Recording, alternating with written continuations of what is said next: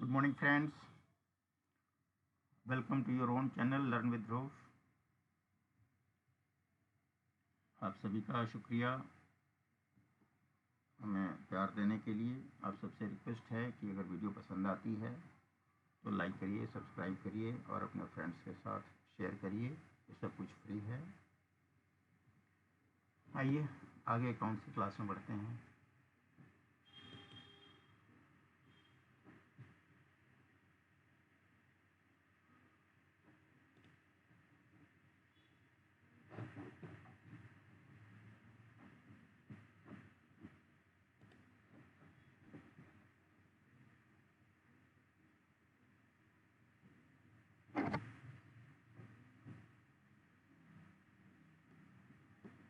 Today is 29th. Hello, जो हम ख़त्म करते हैं, क्या हमारा टॉपिक था?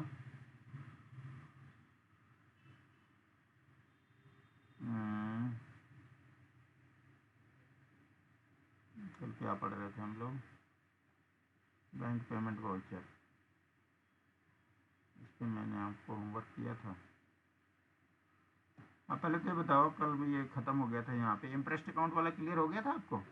इम्प्रेस्ड अकाउंट और पेटी कैश में जो मैं डिफरेंस समझा रहा था, क्लियर हो गया था ये? अरे ये इम्प्रेस्ड अकाउंट में अभी भी कंफ्यूजन है। हाँ, कन्फ्यूजन, ठीक है, क्लियर कर देता हूँ। एक ये पेटी कैश में तो कोई डाउट नहीं है? नहीं सर, वो ठीक है। पेटी कैश क्लियर है। इम्प्रेस्ड अकाउंट क्या होता है? हर एक इंसान का हम लोग इम्प्रेस्ड अकाउंट बनाते हैं। किस इंसान का बनाते हैं? आमतौर पे मोस्टली थोड़े सीनियर पर्सन होते हैं। जैसे मान लो किसी कंपनी का कोई प्रोजेक्ट मैनेजर है ना, प्रोजेक्ट मैनेजर है, वो पूरा प्रोजेक्ट मैनेजर पूरे प्रोजेक्ट को संभाल रहा है। या कोई ऐसा बंदा जो मार्केटिंग का कोई सीनियर है, वो कहीं टूर पे जा रहा है, तो it is a kind of advance, a type of advance, a type of advance ये दिया जाता है टू रन या to maintain a particular expense. Example देके समझाता हूँ। जैसे मान लो आपने किसी को टूर के लिए पैसे दे दिए, तो आप एक इम्प्रेस्ड अकाउंट खोल सकते हो, इम्प्रेस्ड अकाउंट रमेश। इसको आपने खोल दिया, इसको मान लो आपने 20,000 रुपये दे दिए, तो इसके नाम पे पड़ा रहेगा। जब वो आएगा, जब टूर का हिसाब देगा, तो इसमें से कम हो जाएगा। हो सकता है 20,000 में से वो 15,000 खर्चा कर दे और रिमेनिंग के 5,000 आपको हो सकता है कैश रिफंड कर दे। ठीक, एक तो केस ये होता है। दूसरा केस ये होता है, आपने अपना कोई मैनेजर है, आपका मैनेजर है, मान लो कोई सुरेश है, इसका आपने इम्प्रेस्ड अकाउंट खोल दिया, इसको आपने 20,000 रुपये दे दिए। अब ये क्या करता है, वो 20,000 से इसको जो कुछ कुछ काम हमने दे रखा है, जैसे कोई मेंटेनेंस का काम दे रखा है, मेंटेनेंस का काम दे रखा है, कोई मान लो पार्क का मेंटेनेंस करना है, या कोई भी एक प्रोजेक्ट आपने उसको दे रखा है, कोई भी ऐसा एक काम पकड़ा रखा है, तो वो उसी में से वो खर्च करेगा। और हो सकता है इसका काम 1 महीना चले, 2 महीना चले, 3 महीना चले, वो थोड़ा थोड़ा करके आपको बिल देता जाए और उसमें से उसका डिडक्ट होता जाए। तो इम्प्रेस्ड अकाउंट होता है, इम्प्रेस्ड अकाउंट एक तरह का करंट अकाउंट होता है, एम्प्लॉयज को दिया जाता है, मोस्टली थोड़े सीनियर एम्प्लॉय को दिया जाता है। It is like advance. ये एडवांस क्यों नहीं होता? आमतौर पर एडवांस उसको दिया जाता है जब कोई स्टाफ एडवांस लेता है।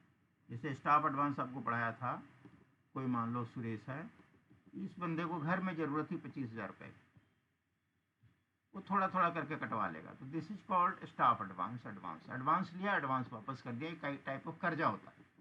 अगर हम किसी को एडवांस देते हैं तो एक तरह का कर्जा होता है, इंटरेस्ट अकाउंट देते हैं तो कंपनी का ही खर्चा करने के लिए उसको पैसा देते हैं। कुछ कुछ क्लियर हुआ? जी सर।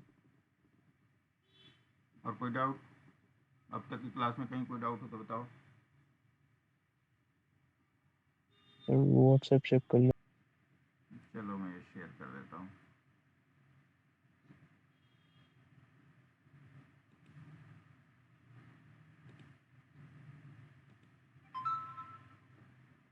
ये स्क्रीन दिख रही है आपको?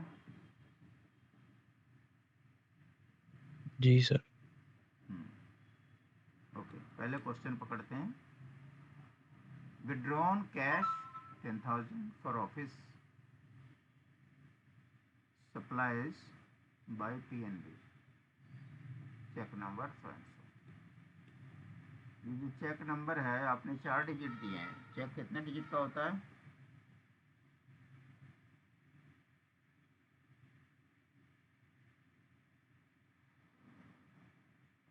हेलो? सर चेक होता तो बहुत जिमी, बड़ा होता है। कितने डिजिट होते हैं? बड़ा तो होता है, कितने डिजिट है मालूम है? एग्जैक्ट नहीं पता सर। मैंने पढ़ाया हुआ है। पुरानी क्लास रेफर करना और चेक करके बताना। मैंने पढ़ाया हुआ है, आप चेक कर लेना कितने डिजिट का होता है। कहीं गूगल मारो, कुछ मारो, लेकिन मेरी वीडियो में मिल जाएगा आपको। पहले आपको पढ़ा रखा है, आपने ध्यान नहीं दिया। चेक जो है 6 डिजिट का होता है। अगर आपको 4 ही डिजिट लिखने हैं तो शुरू में 2 जीरो लगा दो। ठीक है? तो debit cash, credit PNB 2247 account, ठीक है। Cash withdrawn for office use, चलो ये ठीक बना है, ठीक बना है। दूसरा है loan repaid to Fincorp finance for vehicle number so and so with bank HDFC, cheque so and so. ठीक है, आपने चेक काट के दे दिया फिनकॉर फाइनेंस को। सॉरी, अच्छा ये लोन अकाउंट नंबर भी लिख दिया, गुड, अच्छा किया। और 50,000 आपने चेक दे दिया, चेक नंबर डाल दिया, ठीक है। तीसरा है cash cash payment to creditor messrs Rakesh for closing his account by PNB. Cash payment नहीं होगा ना, ये कैश पेमेंट आप थोड़े कर रहे हो उसको, पीएनबी से चेक दे रहे हो, तो आप चेक पेमेंट लिखोगे। क्लियर हुआ? आपने लिखा कैश पेमेंट, कैश पेमेंट नहीं है, ये चेक पेमेंट है। तो आप सीधे लिख दो पेड टू, ऐसे लिख दो paid to creditor Rakesh for closing his account, ठीक है। पीएनबी का चेक नंबर ये पकड़ा दिया, मैसेज राकेश क्रेडिट पीएनबी, ठीक। कैश का मतलब वो कैश वाउचर हो जाएगा। चलो अब अगला है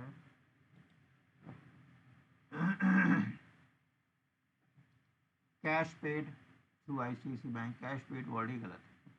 आईसीआईसी बैंक इतना फॉर परचेजिंग व्हीकल।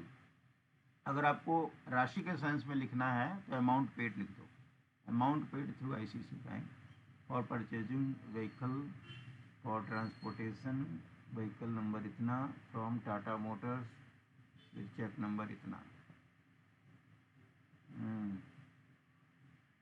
व्हीकल को ट्रांसपोर्ट करने के लिए for purchasing vehicle for transportation. अच्छा, तो आप जो है ट्रांसपोर्ट टाटा मोटर्स को आप दे रहे हो। चलो टाटा मोटर्स का आपने पर्पस बना दिया। आप यहाँ डायरेक्ट व्हीकल भी डाल सकते थे क्योंकि आपने तो पूरी पेमेंट ही कर दी उसको, लेकिन आपका सेंस है कि आप उसका लोन उतार रहे हो, तो चलो ये भी एंट्री ठीक है। तो चलिए आपके ट्रांजेक्शन में ना दो दो ट्रांजेक्शन दिख रही है, तो इस वजह से ये क्लियर नहीं हो पा रहा है। दोनों ट्रांजेक्शन हो रही है, एक ट्रांजेक्शन तो हो रही है कि आप टाटा मोटर को दे रहे हो, फिर दे रहे हो, फिर दिखा रहे हो कि परचेजिंग व्हीकल, और पूरी की पूरी 32 लाख की पेमेंट जा रही है। ठीक है, इट्स ओके। आपको लगता है कि टाटा को मैंने पहले पैसा दिया है तो ठीक है, आप दे सकते हैं। पांचवा है paid vehicle all India state tax, okay, through net banking of SBI account number so and सो और द व्हीकल नंबर इतना इतना, transaction UTR so and so, sir online दिया है, ठीक है। Debit state tax account, credit SBI account. ये बताओ कि स्टेट टैक्स होता क्या, ऑल इंडिया स्टेट टैक्स क्या होता है, पहले तो ये समझा दो। तो सारे स्टेट में घूमने के लिए टैक्स देना पड़ता है, परमिट वो होता है। बिल्कुल बिल्कुल ठीक। तो ये टैक्स क्या हमें वापस मिलता है बाद में? No sir. ओके, तो ये क्या है, एक्सपेंस है कि एसेट है? सर ये कम से कम 3-4 महीने का होता है, तो 1 महीने के लिए एक्सपेंस होगा, बाकी 3 महीने के लिए एसेट। ओके ओके, ठीक है। तो ये आपने जो 32,000 दिए हैं वो कितने महीने के लिए दिए हैं?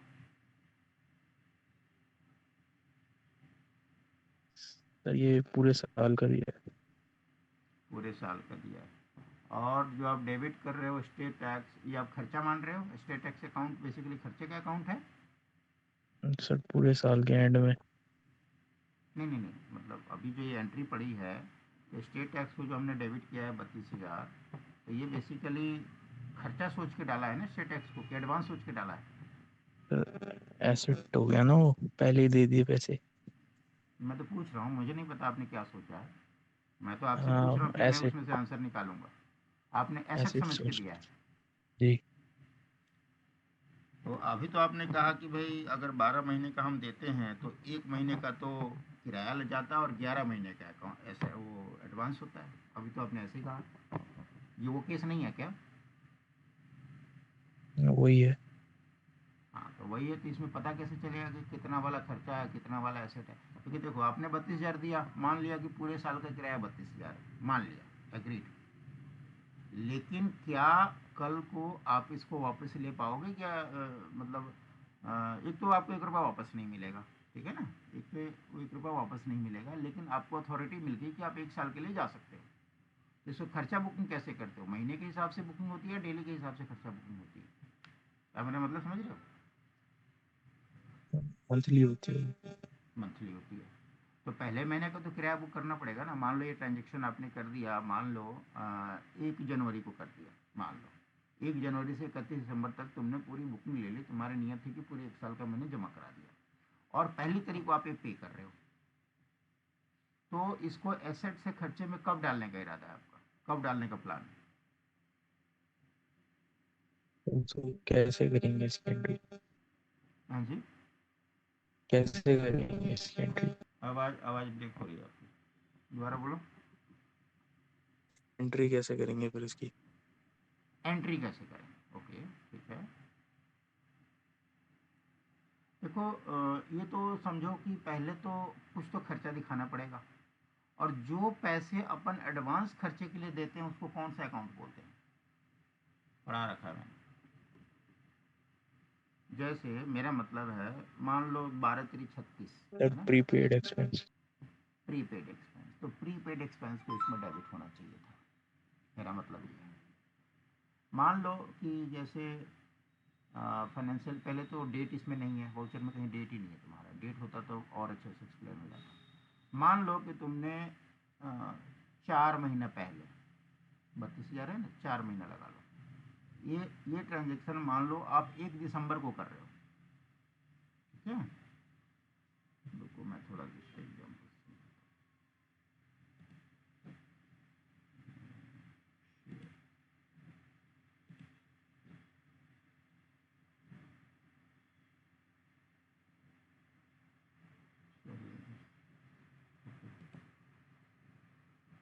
ये मेरा स्क्रीन दिख रहा है क्या आपको?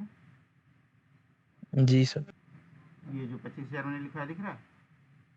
जी। ओके। हाँ, मैं आपको बता रहा था, जैसे आप ही का एग्जाम्पल लेता हूँ। सबसे पहले ना कोशिश करो, एक डेट डालो। मान लो 1/12/24 को आपने स्टेट टैक्स वालों को 32,000 रुपये दिए, और आपकी नीयत थी कि मैं 1 ईयर के लिए दे रहा हूँ। इसका मतलब 1 दिसंबर से लेकर 30 नवंबर 25 तक का ये हिसाब था, ठीक है। तो एक तो जब आप ये स्टेट को, ये मैं मान के चल रहा हूँ कि तुम्हारा ट्रांसपोर्ट का काम है, ठीक है जी। ये ट्रांसपोर्ट के काम के लिए बनाया है ना। जी। मान लो आपका ट्रांसपोर्ट बिजनेस है। 1 मिनट में आगे बढ़ने से पहले एक चीज़ रोक दूँ। इसमें जितने पांचों आपने ट्रांजेक्शन बनाए हैं, किसी ट्रांसपोर्ट बिजनेस के लिए बनाए हैं, राइट। जी। ट्रांसपोर्ट बिजनेस का नाम क्या रखा था? फर्म का नाम क्या है? Goods transporters. सॉरी, दोबारा बोलो। Goods transporters. गुड्स ट्रांसपोर्टर्स, चलो मान लो ट्रांसपोर्टर्स, ये आपकी कंपनी का नाम हो गया। इसमें आप क्या कर रहे हो, 1 साल का खर्चा इकट्ठे दे रहे हो। तो मान के चल रहा हूँ कि हमारे ट्रांसपोर्ट का बिजनेस है। तो जब अपन ये ट्रांसपोर्ट बिजनेस में करते हैं तो चलो आपने एक चूँकि हर महीने हर दिन गाड़ी जो है बाहर जाती है, तो आपने अपना एक टैक्सेस अकाउंट खोल लिया कि भाई पूरे महीने में मुझे देखना होगा कि टैक्सेस में हम कितने पैसे देते हैं, और ये आपका एक्सपेंस होता है। एक्सपेंस का हेड आपने बना रखा है स्टेट टैक्स, कोई बात नहीं, चलेगा। आप नाम कुछ भी रख सकते हो, उसमें कोई बहुत ज़्यादा चैलेंज नहीं है, वो ठीक है। अब यहाँ पर ये मैं कहना चाहता हूँ कि जब अपन 1 दिसंबर को लिया और 30 नवंबर तक के लिए वैलिड है, आपको पता है कि 31 मार्च में फाइनेंशियल ईयर ख़त्म हो जाता है, ठीक है। तो या तो आप ऐसे कर सकते हो कि 31 मार्च में एक सप्लीमेंट्री एंट्री आप डाल दो,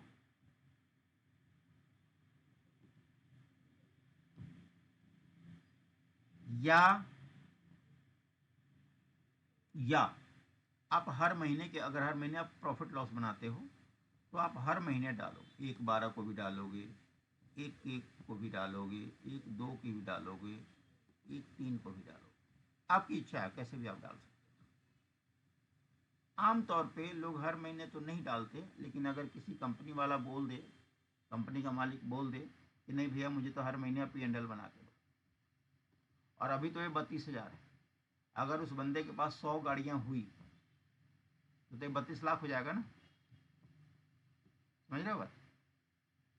अगर बंदे के पास 100 गाड़ियाँ हुई तो 32 लाख हो जाएगा। उस जी। केस में मंथली भी बनाना पड़ेगा। अब मंथली कैसे डालोगे, मैं आपको क्वार्टरली डाल के बता देता हूँ। मान लो पहले दिन आपने क्या किया, स्टेट टैक्स को डेबिट कर दिया, क्रेडिट कर दिया बैंक, और आपने लिख दिया 1 साल, ठीक है। एक तरीका तो ये है। एक एग्जांपल देके बताता हूँ कि मान लो आप 31 मार्च को एंट्री करते हो, अगर यही ट्रांजेक्शन मतलब अब पेमेंट किए हुए में 4 महीने हो गए हैं और मुझे इस साल का खर्चा इसी साल में बुक करना है, 31 मार्च में आप क्या एंट्री डालोगे, डेबिट करोगे, ये तो डेबिट तो आपने ऑलरेडी स्टेट टैक्स का रखा है और जो कि खर्चा है, तो डेबिट करोगे प्रीपेड एक्सपेंसेस। अब चूंकि 4 महीने का है तो मैं 12 महीने का 32,000, तो 4 महीने का कितना निकलेगा, 12, 1 महीने कितना पड़ा यार, तो नंबर बड़ा खतरनाक है ये। इसको ऐसे कर लो ना, इसको 80 36,000 कर अस्सी लो, हजार हो। इसको 36 कर लो हिसाब बनाने के लिए ना, इसको 36,000 कर लो। मान लो कि आपने 32 नहीं 36,000, तो अब 4 महीने का है तो 1/3 कर लूँगा 12,000, तो 8 महीने का एडवांस हो गया है ना, तो 24,000 एडवांस हो गया। 1 महीने का 3,000 पड़ रहा है ना, 4×3 12,000, तो हाँ 24,000 एडवांस हो गया, क्रेडिट कर दो स्टेट टैक्स 24,000। ये आता है बेसिकली जर्नल वाउचर में, ये हम बाद में पढ़ेंगे। फिलहाल इस एंट्री के एग्जाम्पल के लिए आपको मैंने समझा दिया कि आपने तो क्या किया, पहले दिन तो उठा के सारा खर्चे में डाल दिया है ना, पूरा का पूरा बैंक दे दिया, बट आपको पता है कि ये पूरे 1 साल का है भाई, ये तो मैंने सिर्फ 4 महीने के लिए दिए हैं, तो 4 महीने का हिस्सा हम इसमें से निकाल देंगे। 1 महीने का 3,000 पड़ रहा है तो 4 महीने का 12,000 हम इसमें से खर्चे में डाल देंगे, यानी कि 36,000 मैंने खर्चा और डला हुआ है, उसमें से मैं 24,000 कम कर दूंगा, प्रीपेड एक्सपेंस में दे दूंगा और क्रेडिट स्टेट टैक्स कर दूंगा। ये क्लियर हुआ पहला। दूसरा कि आपके मन में है कि भाई मैं जो 36,000 दे रहा हूँ, मान लो कि मैं 1 मार्च को दे रहा हूँ, 36,000 की पेमेंट कर रहा हूँ, तो हमें भी पता है कि हर महीने ये बुक होता है, तो आपको क्या एंट्री डालना था, डेबिट स्टेट टैक्स 3,000, डेबिट वो prepaid expense 29,000, sorry 33,000।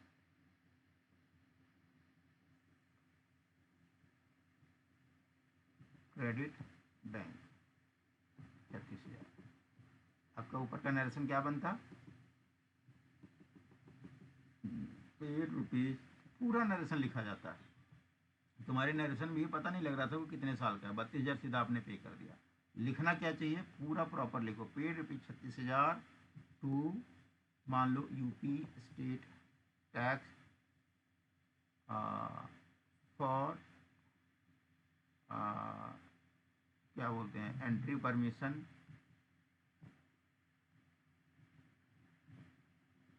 Permission, into the state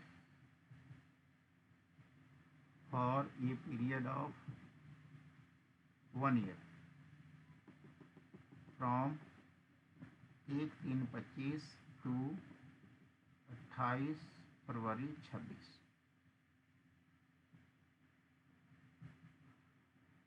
full year subscription paid in advance. मतलब इसको पढ़ के आपको पूरी कथा पता लगती। कुछ क्लियर हुआ? कोई डाउट? आवाज ब्रेक हो गई भाई, दोबारा बोलो। हेलो। नो सर, ठीक है। हाँ, ये एंट्री कुछ ऐसे पढ़नी चाहिए। आप थोड़ा खर्चा दिखा दो, थोड़ा प्रीपेड दिखा दो, तो आपका वो बराबर हो जाएगा। बस यही एंट्री है तुम्हारी। 5 एंट्रियाँ तुम्हें बना के ले। ठीक थी एंट्री, ये भी ठीक थी। थोड़ा सा आपका प्रीपेड इसमें छूट गया था। अभी तो आएगा, हालांकि मैंने वाउचर तो देखा नहीं है। बस तुमने क्या दिखाया था? वाउचर दिखाया था? क्या दिखाया था? अच्छा, वो बनाया हुआ, ठीक है। ट्रांजेक्शन ही तो है, तो वाउचर नहीं। अब वाउचर पैड खोल लेता हूँ।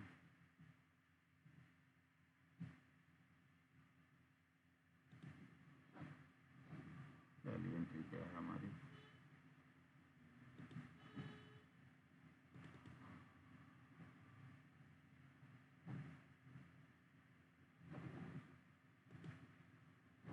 Withdrawn cash 10,000।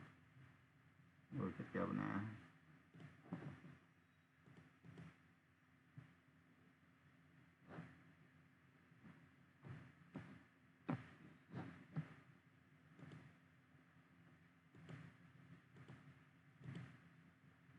हम्म,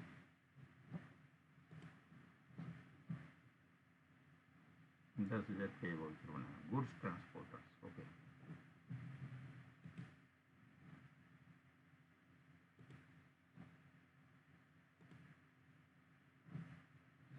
ये वाउचर दिख रहा है अभी आपको? Yes sir. Okay. Cash withdrawn है, गुड्स ट्रांसपोर्टर्स में स्पेलिंग मिस्टेक है तुम्हारा। बताओ क्या मिस्टेक है?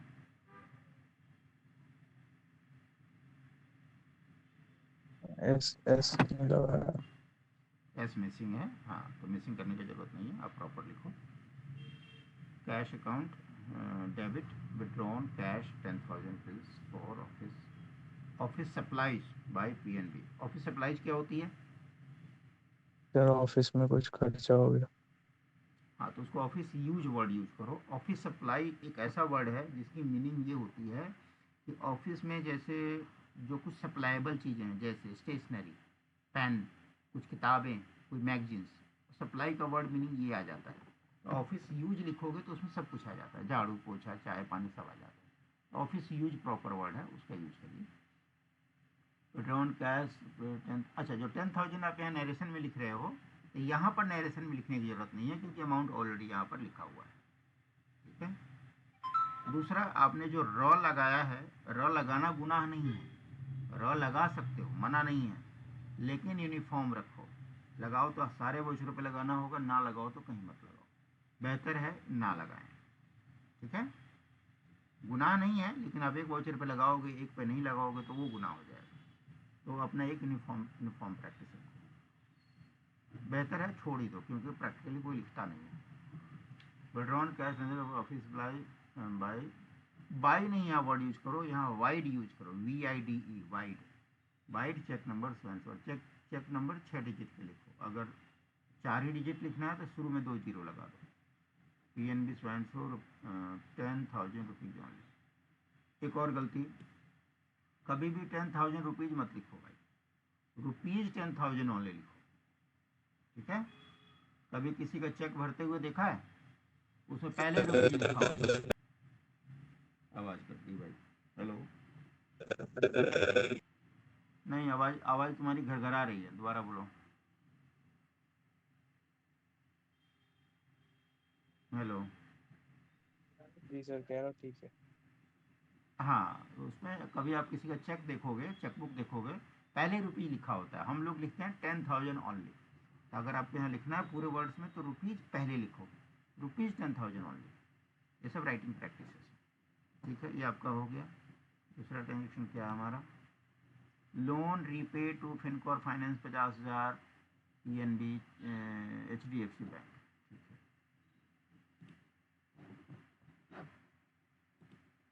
50,000 वो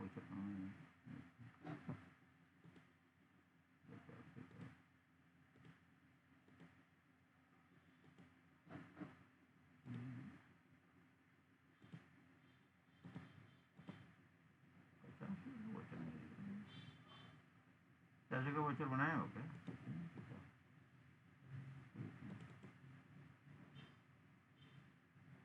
पहला 10,000 हो गया, दूसरा 32,000 हो गया, तीसरा 20,000 हो गया, चौथा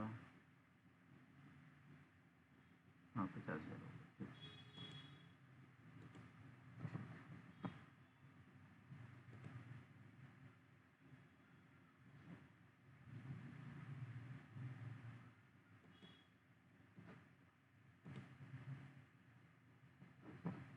50,000 का वाउचर दिख रहा है आपको? जी गुड्स ट्रांसपोर्टर, देखो इसमें फिर कटिंग आ रही है तुम्हारी, ट्रांसपोर्टर में भी कटिंग कर रहे हो, फिनकॉर्प में कटिंग कर रहे हो। कटिंग को अवॉइड करो भाई। Fincorp finance, loan repaid for vehicle number so and so with HDFC, check number so and so to Fincor Finance, okay, HDFC,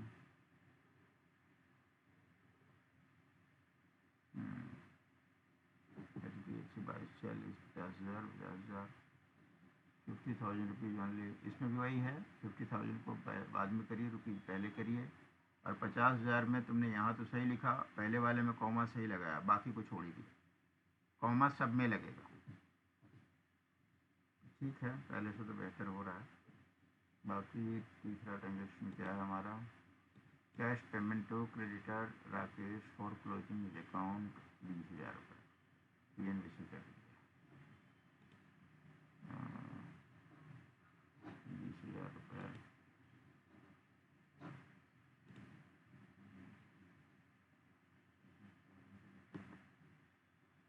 ₹20,000,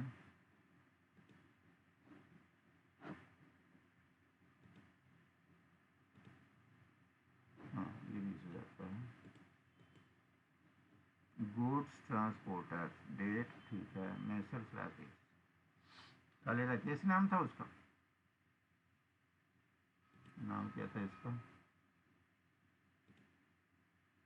Messrs Rakesh, okay. चलो जी, राकेश को आपने दे दिया। कैश पेमेंट वर्ड मत लिखना, सिंपल लिखना है, अमाउंट पेड ऐसा लिखना, या पेड टू लिखना। और देखो ये नरेशन, ये लाइन दिख रही है, ये वाउचर दिख रहा है तुम्हें राकेश वाला? जी जी जी। हाँ, इसमें नरेशन को थोड़ा सही करो। डेबिट आपका ऑलरेडी राकेश है, तो यहाँ पर क्रेडिटर राकेश लिखने की ज़रूरत नहीं है। कैश पेमेंट तो कतई नहीं लिखना है, क्योंकि कैश नहीं जा रहा है, चेक जा रहा है।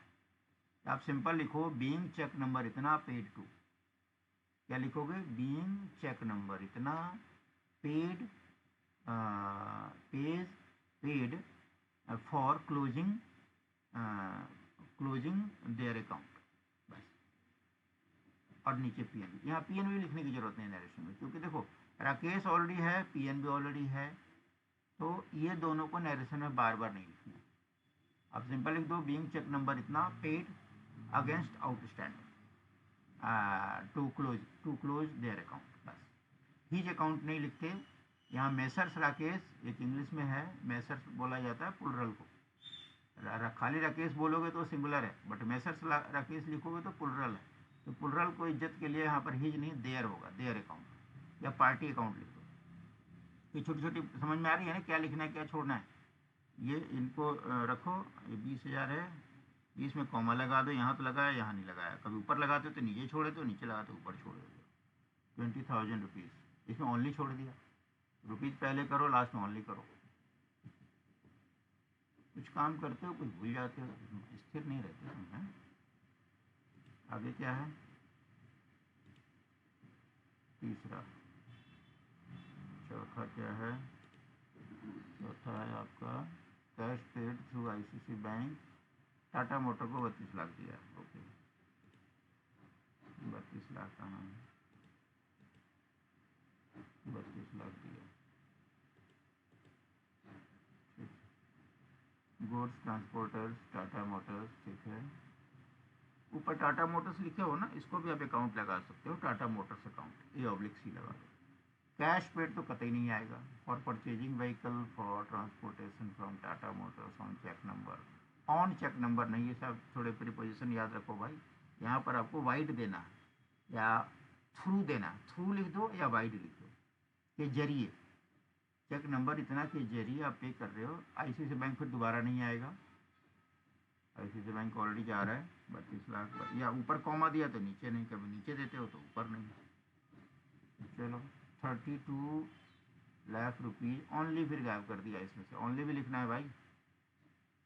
अब ये जो मिस्टेक्स आ रही हैं छोटी छोटी, ये मत रिपीट करो, रोज़ यही मिस्टेक करोगे तो सीखने का फ़ायदा क्या हुआ। कल से ये वाली मिस्टेक नहीं आनी चाहिए, आराम से टाइम दे के बनाओ, टाइम की कमी हो 10 मिनट ज़्यादा दो, छोटे ज़्यादा कभी कॉमा दिया नहीं दिया, इग्नोरिंग नहीं रखनी है, किसी जो ही पढ़ो सीरियस पढ़ो। 5वां, paid vehicle all India tax 32,000 वाला, 32,000 वाला कहाँ है,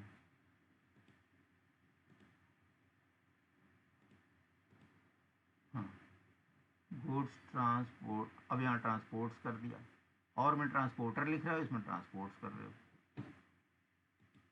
इसमें ट्रांसपोर्टर्स लिख रहे हो। हाँ जी, ये स्क्रीन दिख रही है आपको, गुड्स ट्रांसपोर्ट्स। जी सर। हाँ तो देखो ना, तुम खुद ही एक जगह ट्रांसपोर्टर्स लिख रहे हो, ट्रांसपोर्ट्स लिख रहे हो, ये छोटी छोटी छोटी मिस्टेक्स क्यों आ रही है। आप टेंशन में बनाते हो क्या ये वाउचर वगैरह, ये टाइम की कमी रहती है। थोड़ा स्थिर होकर के आधा घंटा पढ़ो, 1 घंटा पढ़ो, थोड़ा माइंड को स्थिर करके आराम से बनाओ, कोई जल्दी नहीं होती, आपके पास पूरा टाइम होता है। मेरे सामने मैं कहूँ मेरे सामने बनाओ, आप जल्दी जल्दी गलती करो समझ में आता है, बट आपके पास पूरा टाइम है, जो चीज़ें आप सीख चुके हो वही चीज़ें गलतियाँ करोगे। 32,000 यहाँ तुमने रुपीज़ छोड़ दिया, 32,000 ओनली लिख दिया, SBI से दिया, all India state tax account, चलो paid all India vehicle tax through net banking so. अब इसमें क्या कमी है नरेशन में, आपको इसमें पूरा लिखना चाहिए था, किसी को पता तो लगेगा नहीं कि 1 साल का है, पूछने पर तुमने बताया कि 1 साल का, तो आपको इसमें लिखना होगा फॉर 1 ईयर फ्रॉम सो, और 21 स्टेट का टैक्स ये भी नहीं पता चला। ये ऑल इंडिया का एक ही होता है क्या, मुझे नहीं मालूम जी है सर, कि ऑल नहीं। इंडिया पर। हाँ सर, अच्छा ऑल नहीं, इंडिया। ऑल, अच्छा मान लिया, मुझे लगा शायद स्टेट वाइज अलग अलग होता है, क्योंकि मैंने सुना है कुछ स्टेट में अलग चार्ज होता है कुछ स्टेट में। तो चलो मान लिया, अगर ऑल इंडिया का मतलब एक बार आपने कटवा लिया तो पूरी इंडिया में आप कहीं भी घूम सकते हो, राइट। तो चलो ऑल इंडिया यस। रहने दो, कोई बात नहीं, मुझे लगा शायद कोई स्टेट स्पेसिफिक है, तो कोई बात नहीं, बट इसमें पीरियड जरूर डलेगा भाई, पीरियड डालो, और जैसे मैंने बताया ना प्रीपेड एक्सपेंस वाला, वो प्रीपेड एक्सपेंस भी इसमें डलना चाहिए था। अगर आपको पहले से ही मालूम है कि मेरा 1 साल का है तो, हाँ अगर 1 महीने का है 32,000 तो इट्स ओके, तो उसमें दिक्कत नहीं है। अगर आपको लगता है कि मैंने एडवांस दे रखा है तो जरूर यूज करो प्रीपेड एक्सपेंस।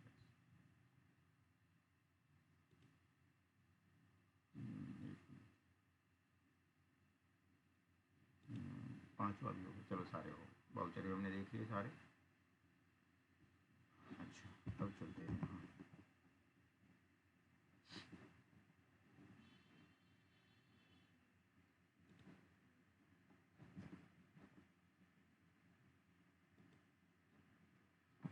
अच्छा 19%।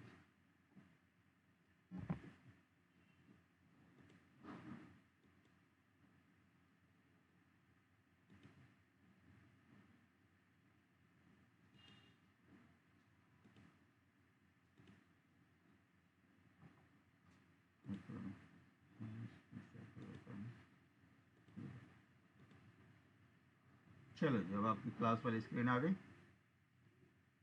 अच्छा, ये जो बैंक पेमेंट बनाया, अब इसमें जो बैलेंस है वो करना है।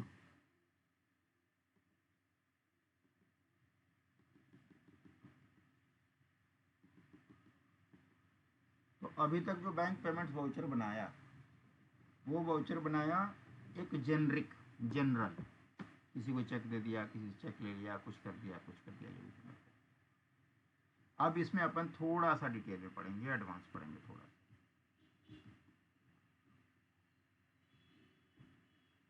जैसे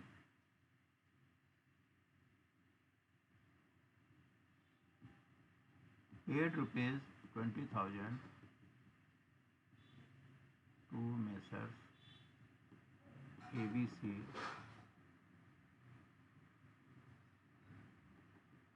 through demand draft number 500101।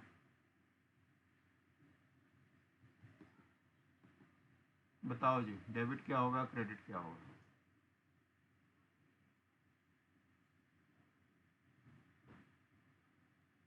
Sir ABC debit होगा 20,000 और DD क्रेडिट होगा।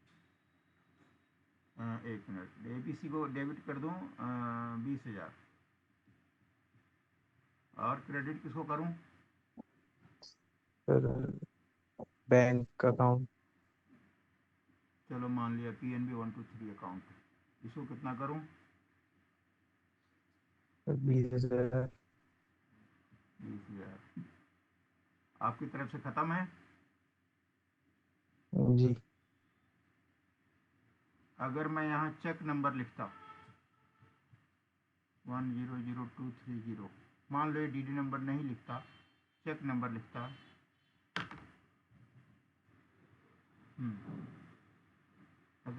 अगर मैं DD नंबर नहीं लिखता, चेक नंबर लिखता, सर तो स्क्रीन क्या में यही, एक मिनट,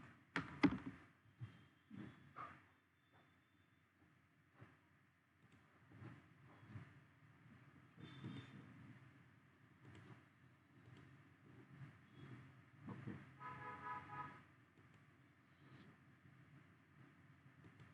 अब दिख रहा है? जी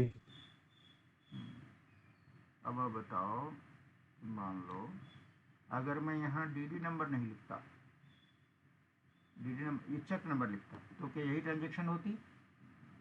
जी और DD नंबर लिखा तभी यही ट्रांजेक्शन होगा? जी क्या DD और चेक में कोई अंतर है? यस कि नो? No sir. DD और चेक में कोई अंतर नहीं है। सर पेमेंट ही करते हैं दोनों से। DD और चेक के बारे में मैंने पहले पढ़ा रखा है। जी सर बताया था। आपके हिसाब से कोई अंतर नहीं है। चलो पुरानी क्लास में चलते हैं।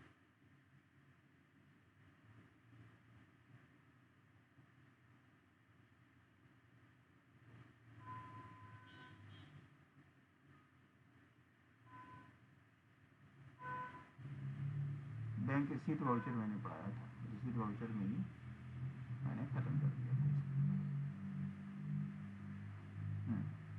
यहाँ मैंने पढ़ाया था, DD को अच्छे से पढ़ाया था। जिस दिन मैं BRB ख़त्म कर रहा था, तो मैंने DD वाला मैटर उठा के मोड ऑफ पेमेंट को एक्सप्लेन किया था।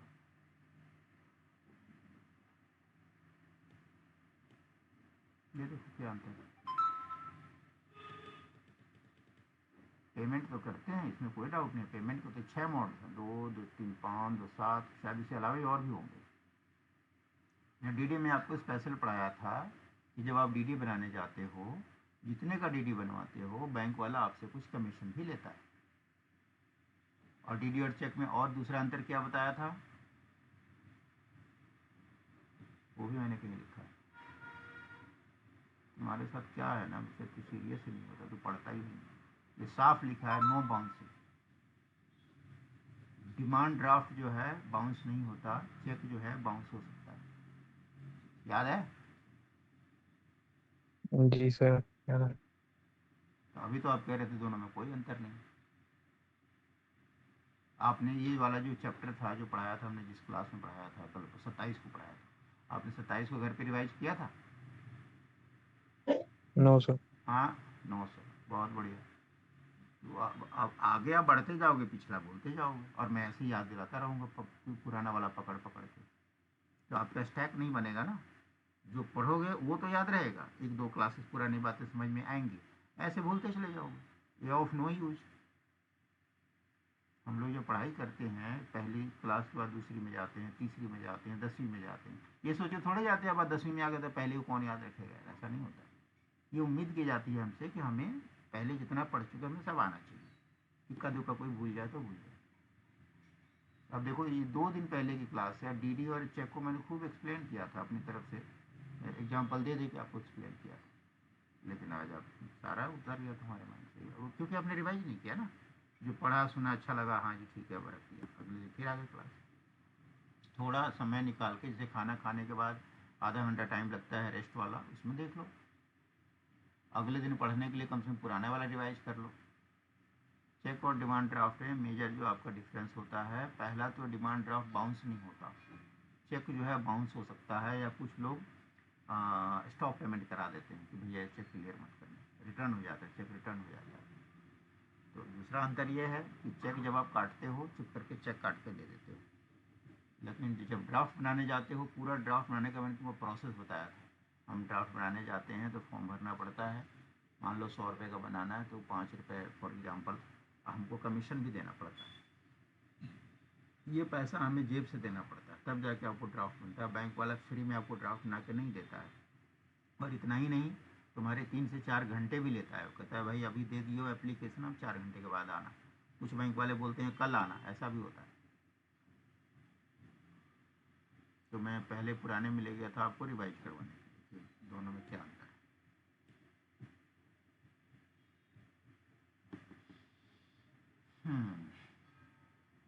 ओके,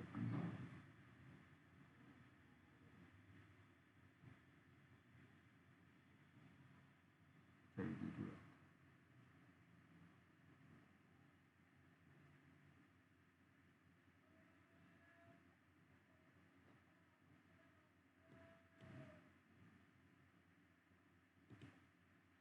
अच्छा,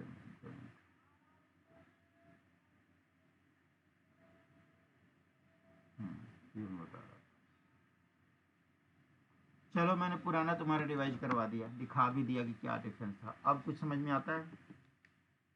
ये जी होलसेल में आपको कुछ कर सकते हैं, बताओ क्या कर सकते हैं? सर, वो जो कमीशन लगता है वो भी लिखना पड़ेगा वो कौन से हेड में जाएगा? सर, डेबिट में। डेबिट में जाएगा। उसका नाम क्या होगा, अकाउंट हेड का नाम क्या होगा? Sir, DD expense. क्या डीडी एक्सपेंस हमने पढ़ा है आज तक?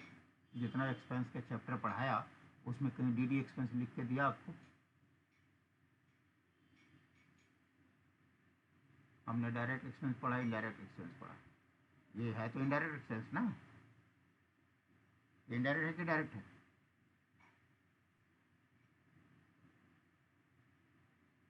जो आप डीडी का एक्सपेंस बता रहे हो, डायरेक्ट है कि इनडायरेक्ट है? Sir, indirect. गुड। पूरे इनडायरेक्ट एक्सपेंस की इतनी लंबी चौड़ी हम लोगों ने लिस्ट बनाई, कहीं भी डीडी एक्सपेंस लिखा? No sir. उसके बदले में क्या वर्ड यूज करेंगे?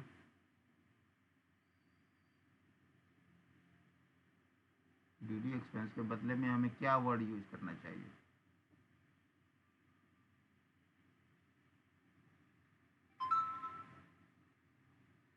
हम्म,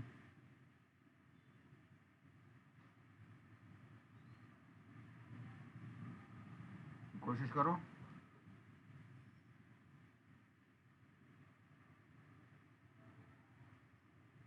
नॉर्मल एक्सपेंस लिखने से नहीं होगा? नॉर्मल एक्सपेंसेस, ये भी मैंने वर्ड कहीं नहीं पढ़ा है। नॉर्मल एक्सपेंसेस अकाउंट कहीं नहीं पढ़ा है मैंने आपको। वो उस वर्ड, उस हेड को मैं पकड़ना चाह रहा हूँ, कौन सा हेड में हमें डालना चाहिए। ये तो समझ में आ गया, डीडी वाला खर्चा है, ये तो समझ में आ गया। बट उसको हम कौन से, हर खर्चे के लिए हमने हेड बना रखे हैं ना, ऑलमोस्ट सारे खर्चों के लिए हमने हेड बना रखे हैं, पढ़ रखे हैं।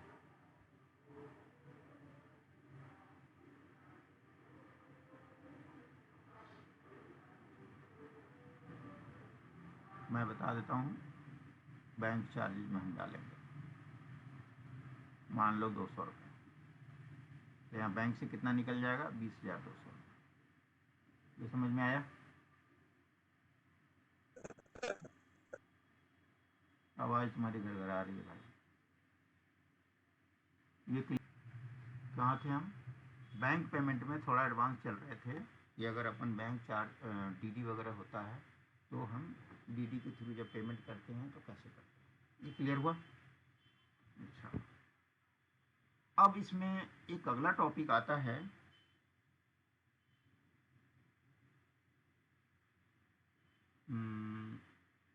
देखो अगला टॉपिक आता है इसमें जो हम कवर करेंगे,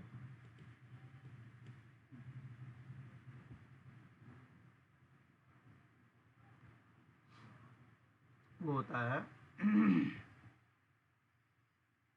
veg to issue a cheque. कितने तरीके से हम चेक काट सकते हैं, या इसी को यूं कह लो,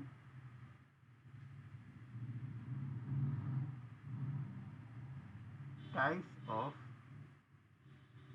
चेक्स इशूड। दोनों एक ही चीज़ है, दो वर्ड से मैंने डाल दिए। हम सीखेंगे कि बैंक पेमेंट में चेक एक बड़ा इंपॉर्टेंट रोल होता है। हम आमतौर पे पार्टी को चेक काट के दे देते हैं, आजकल तो एनईएफटी वगैरह भी हो गया है, लेकिन हम चेक के बारे में डिटेल में पढ़ेंगे कि हम चेक कितने तरीके से काट सकते हैं, टाइप्स ऑफ चेक इशू। हम जब चेक इशू करते हैं तो कितने प्रकार के चेक, यही आपका होमवर्क है और ये हम कल लर्न करेंगे। समझो बात को, चेक जो है कितने तरीके से इशू किया जा सकता है, इसमें तुम थोड़ा पढ़ के आना, गूगल मारो, यार दोस्त से पूछो, किताब पढ़ो, कहीं से ही पढ़ो, कुछ होमवर्क करके आना। ये मैं कल आपको एक्सप्लेन करने वाला हूँ। अगर आप पढ़ के आए रहोगे तो मैं जो पढ़ाऊँगा वो आपको और ईजी हो जाएगा, जल्दी समझ में आ जाएगा, दिमाग में सेट हो जाएगा, थोड़ा आपको हेल्प मिलेगी। नहीं पढ़ के आओगे, मैं तो पढ़ा ही दूंगा, एक्सप्लेन तो कर ही दूंगा, उसमें कोई इशू नहीं है, लेकिन थोड़ा सा आपको लगेगा कि पहली बार कोई नई चीज़ सीख रहा हूँ, पढ़ा हुआ रहेगा तुम्हारे लिए आसान रहेगा। ठीक है, जी सर। ये अपना होमवर्क कर लो, ये आपके लिए होमवर्क है। जितना कोशिश करो गूगल मार के आना, समझ में आ गया तो बढ़िया, नहीं भी समझ में आ गया तो कोई टेंशन नहीं, मैं अच्छे से एक्सप्लेन कर दूंगा। जब मैं एक्सप्लेन करूंगा तुम जो पढ़े हुए रहोगे तो उससे तुम आपस में रिकनसाइल कर सकते हो इंटरनली, अरे हाँ यार मैंने ये पढ़ा था, सर ने ऐसे बताया, तो तुम्हें क्लियर हो जाता है। दूसरा, ये तुम्हारा, नो सर। चलो तो आपको जो होमवर्क दिया है आप ये पढ़ के आना, जो मैंने बताया चेक कितने प्रकार से इशू हो सकता है, ये आपका टॉपिक है, ये पढ़ के आना। जितना पढ़ा है ठीक, नहीं पढ़ा वो भी ठीक, बाकी मैं कल अच्छे से एक्सप्लेन कर दूंगा। इसमें टाइम टेकिंग लगेगा, एक क्लास में हो गया तो बहुत बढ़िया, नहीं तो 2 क्लास लूँगा, लेकिन इसका जाती ज़िंदगी में बहुत ज़्यादा इस्तेमाल होता है। कोई आपको कन्फ्यूज कर सकता है बोल के, तो आपको कन्फ्यूज नहीं होना है क्योंकि आपके पास पहले से नॉलेज रहेगा। चलो कल मिलते हैं फिर, okay, okay sir. Bye.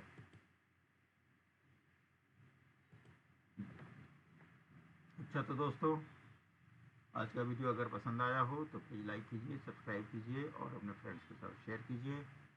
Thank you.